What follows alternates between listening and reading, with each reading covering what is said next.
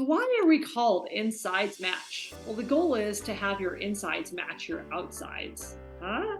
What do you mean by that, Dagmar? What does that have to do with relationships? Well, if you think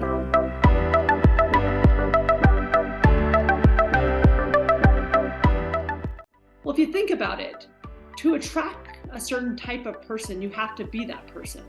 If you want to attract a sincere, honest, authentic person, you have to be that sincere, honest, authentic person. It makes sense, right?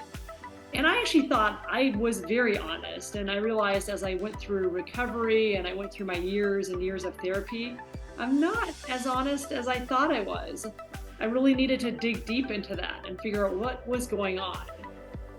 And so I wanted to ask you guys the same question that I had asked myself like about 7, 8 years ago is, does your image of how people see you align with how you feel about yourself?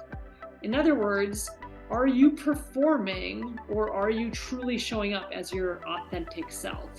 And one way to know is if you go on dates, for instance, are you the one that does most of the listening?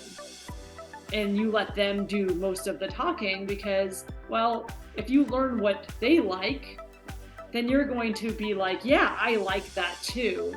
Or do you really show up as your authentic self? Like if your date suggested a restaurant and you didn't like it, would you say no to that? Or would you suggest a different type of food or a different type of restaurant?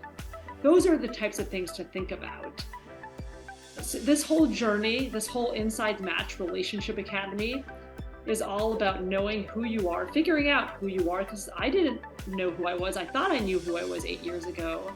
Now I do, but it's taken a journey, right? And it won't take you as long because that's why me and Tanya have created Inside Match. So you're going to get this a lot sooner than I did. But you're going to figure out who you are, who you want to attract, make it happen. And then the beautiful thing is along the way, you're going to have these amazing moments.